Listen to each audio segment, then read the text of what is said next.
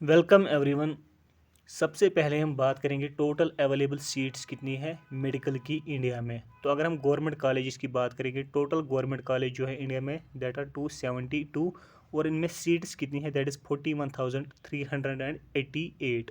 और अगर private colleges including deemed universities की बात करेंगे दैट आर 260, तो इनमें सीट्स कितनी है 35,540।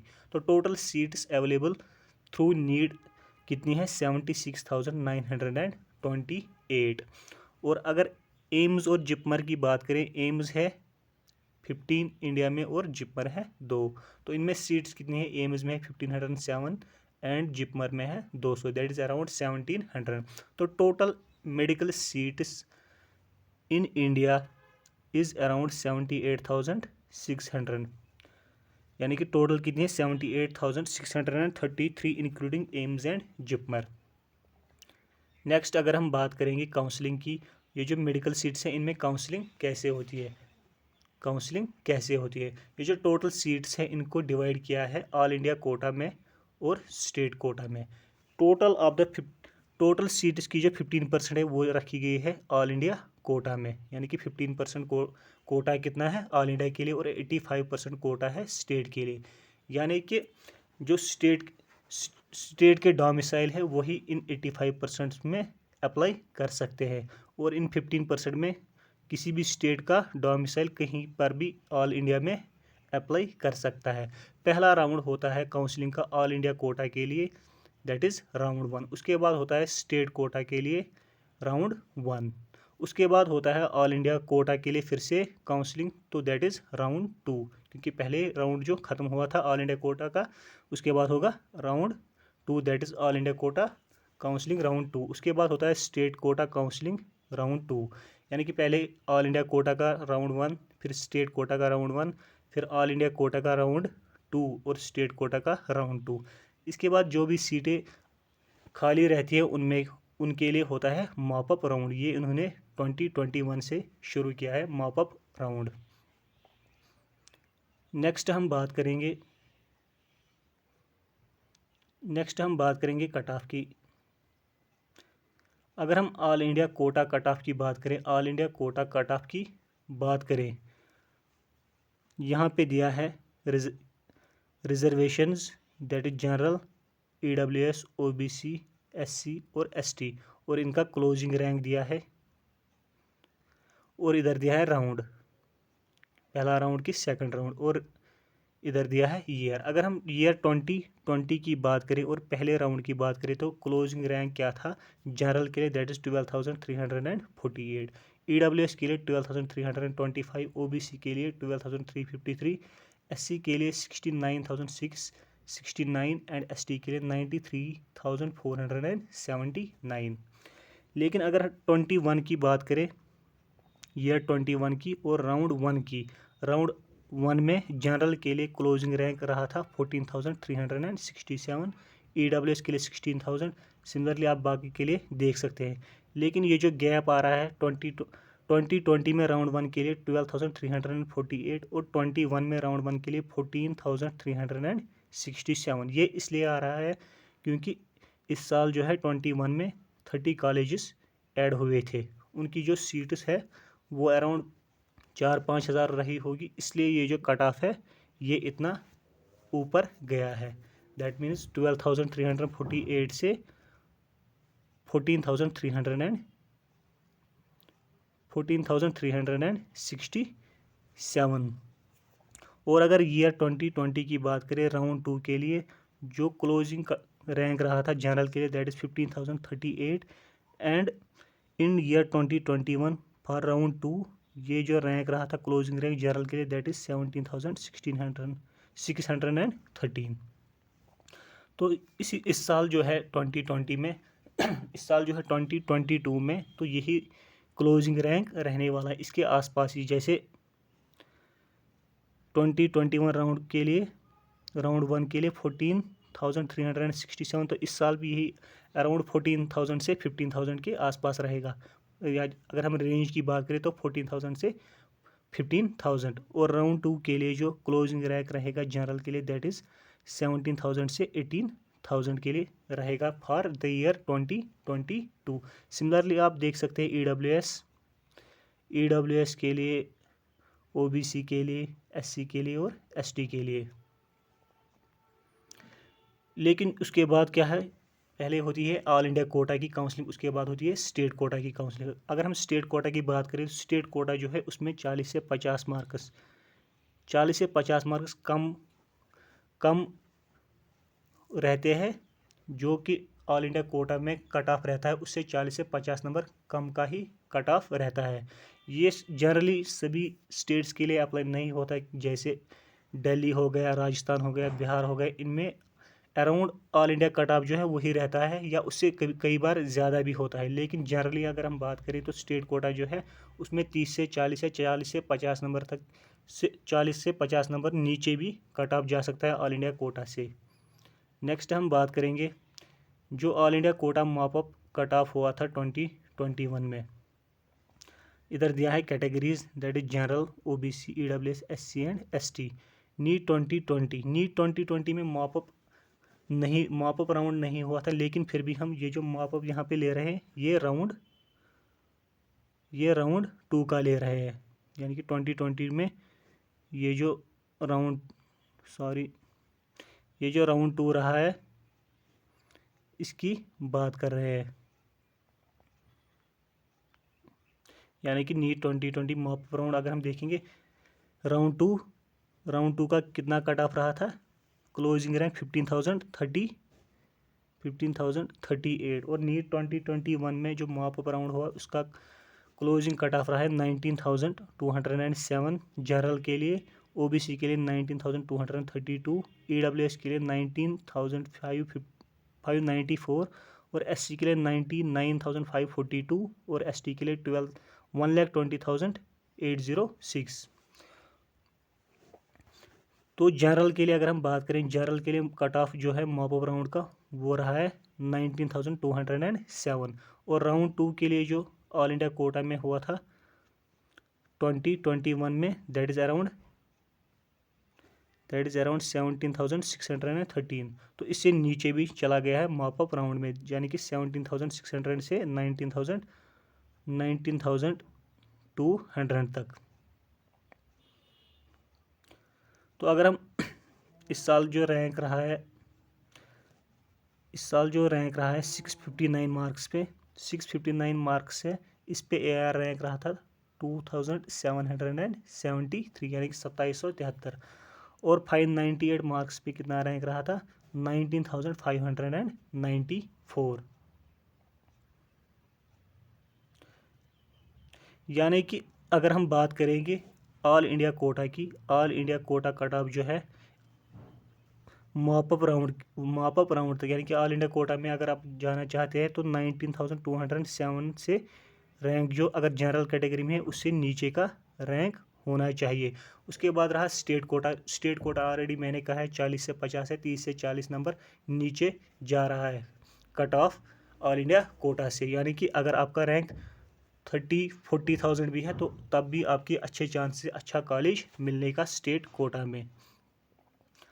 अगर हम मार्क्स और रैंक की बात करेंगे फॉर द ईयर 2021, 700 मार्क्स पे रैंक रहा है 197, 690 पे रहा है 650, 680 पे रहा है 925, 670 पे रहा है 1650, 660 पे रहा है रैंक 2600 और 650 पे रहा है 4000, 640 पे रहा है 5900, 630 पे रहा है 7200, 625 पे रहा है 10,000, 610 पे रहा है 15,000 और 600 पे रहा है 18,668 और 575 पे रहा है 31,000। अगर हम देखें मॉपअप राउंड जो ऑल इंडिया कोटा के लिए 15% के लिए, उसमें मॉपअप राउंड में कितना कट ऑफ रहा था अराउंड 19,207।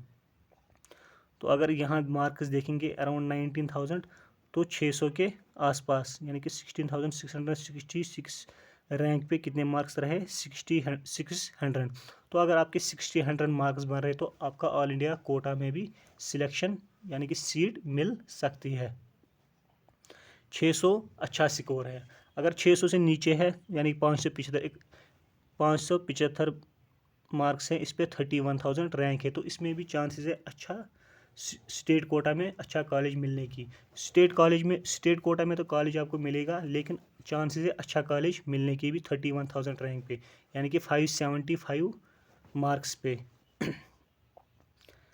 इसके बाद अगर हम बात करें तो बायोलॉजी जो है, बायोलॉजी में टोटल मार्क्स रहते हैं 360 और केमिस्ट्री में रहते हैं 180 और फिजिक्स में रहते हैं 180। तो बायोलॉजी का स्कोर तो ऑलमोस्ट सबका इसी के अराउंड रहता है, दैट इज़ 350 या 340। तो 350 बायोलॉजी में स्कोर करना बहुत ही आसान है। तो अगर आप स्ट्रैटेजी बनाएंगे कि मुझे मार्क्स किस सब्जेक्ट से कितने मार्क्स लेने, तो अगर मैं आपको बता दूं तो बायोलॉजी में 350 स्कोर करना आसान है। तो अगर आप बायोलॉजी में से 350 स्कोर कर पा रहे हो और केमिस्ट्री में से 160 स्कोर कर पा रहे हो और फिजिक्स में 150, तो आपका स्कोर होगा 660। तो अगर 660 की बात करें तो 660 पे आपका रैंक होगा 2600। तो ऑल इंडिया कोटा में तो आपका अच्छा सा कॉलेज मिल सकता है। तो अगर दूसरी पॉसिबिलिटी है, अगर बायोलॉजी में आपके 350 हो रहे हैं, केमिस्ट्री में 170 हो रहे हैं और फिजिक्स में भी एक्सेल कर रहे हो 160, तो अगर आपका स्कोर 680 बन रहा है तो 680 पे अराउंड रैंक जो है दैट इज़ 925, जो कि बहुत ही बढ़िया रैंक है। और अगर एक और पॉसिबिलिटी है, आपके बायोलॉजी में 340 ही बन रहे हैं, केमिस्ट्री में 150 ही बन रहे हैं, फिजिक्स में 140 बन रहे हैं, यानी कि इतना स्कोर कर पा रहे हो, तो टोटल आपका स्कोर होगा 630। तो 630 पे रैंक जो है 630 पे जो रैंक है वो ऑलमोस्ट कितना रहेगा, वो 8,000 के करीब रहेगा, क्योंकि 635 पे रैंक है 7,200। तो 630 पे रैंक कितना होगा, अराउंड 8,000 में भी ऑल इंडिया कोटा में भी आपको फर्स्ट राउंड में ही अच्छा कॉलेज मिल सकता है। सिमिलरली आप बाकी कम्बिनेशंस भी देख सकते हैं, यानी कि 340, केमिस्ट्री में 150, फिजिक्स में 130। अगर फिजिक्स में आपका 130 भी आ रहा है और केमिस्ट्री में 150 भी आ रहा है और बायोलॉजी में 340 भी आ रहा है, तो दैट मीन्स 620 स्कोर, ये भी कुछ कम स्कोर नहीं है। 620 पे भी आपको अच्छा कॉलेज मिल सकता है। 620 पे अगर हम रैंक की बात करेंगे, 625 पे 10,000 है और 610 पे 15,000, दैट मीन्स 620 पे अराउंड 12,000 का रैंक आ सकता है। और अगर 340 बायोलॉजी में आ रहे हैं, 140 केमिस्ट्री में आ रहे हैं, फिजिक्स में 120 आ रहे हैं, तो टोटल कितने हैं 600 मार्क्स। 600 मार्क्स पे अराउंड रैंक रहेगा आपका 18,666, यानी कि 19,000 के आसपास। तो 19,000 जो है, इसमें भी अगर ऑल इंडिया कोटा में अच्छा कॉलेज नहीं मिल सकता है, लेकिन स्टेट कॉलेज में तो डेफिनेटली आपका अच्छा कॉलेज मिल सकता है। तो आप अपने हिसाब से देख सकते हैं कि आप कहाँ पे सूटेबल हो, आप कहाँ पे कंफर्टेबल हो। यानी कि अगर आप बायोलॉजी में अच्छा स्कोर कर पा रहे हो, केमिस्ट्री में भी अच्छा कर पा रहे हो, फिजिक्स में अगर ना भी अच्छा कर पा रहे हो, अराउंड 150 अगर नहीं कर पा रहे हो, अगर आप 120 भी कर पा रहे हो, अगर आप 120 भी ला सकते हो फिजिक्स में, तो वो भी आपका अच्छा स्कोर रह सकता है। यानी कि 340 350 तो बायोलॉजी में आ ही जाएंगे। केमिस्ट्री में अगर अच्छा कर रहे हो केमिस्ट्री में, तो 150 तक तो आ ही जाएंगे। और रही बात फिर फिजिक्स की, जिससे सभी डरते हैं, इसमें भी ज़्यादा कुछ करने की ज़रूरत नहीं है। अगर आपका 120 भी आ रहा है फिजिक्स में, तो उससे भी अच्छा सिलेक्शन होगा, यानी कि अच्छा कॉलेज मिल सकता है। इवन अगर स्टेट कोटा में मिलेगा तो अच्छा कॉलेज तो मिल सकता है। इवन आपको ऑल इंडिया कोटा में भी सीट मिल सकती है।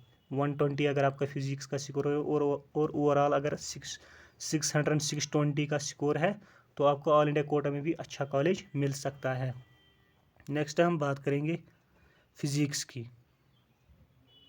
अगर हम फिजिक्स की बात करें तो सबको डर रहता है फिजिक्स का क्या करेंगे। अगर हम पिछले साल की बात करेंगे, क्लास 11th जो है, क्लास 11th 2021 जो पेपर है, इसमें टोटल नंबर ऑफ क्वेश्चन जो थे दैट वर 50। तो अगर हम देखेंगे क्लास 11th में से 19 क्वेश्चन पूछे गए थे और क्लास 12th में से 31 क्वेश्चन पूछे गए थे। अगर 2020 की बात करें, टोटल क्वेश्चन कितने थे? टोटल क्वेश्चन से 45। इनमें से अगर बात करें 11th क्लास से कितने थे? 11th क्लास का जो सिलेबस है फिजिक्स का, तो वहाँ से 17 क्वेश्चन थे और 12th से 28 क्वेश्चन।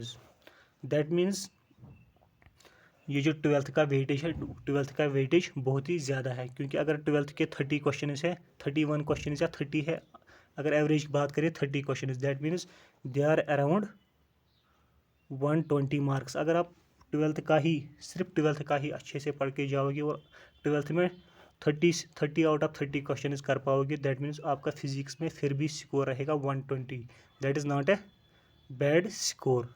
तो अगर आपके पास टाइम है और थोड़ा सा 11th में भी पढ़ा है, तो आप 11th का भी ट्राई कर सकते हैं। थोड़े से चैप्टर जो आप जिसमें आपका स्ट्रेंथ है वो चैप्टर आप प्रिपेयर कर सकते हो, तो आपका स्कोर जो है 120 से 150 का टारगेट अगर रखेंगे फिजिक्स में, तो वो भी अच्छा स्कोर माना जाएगा।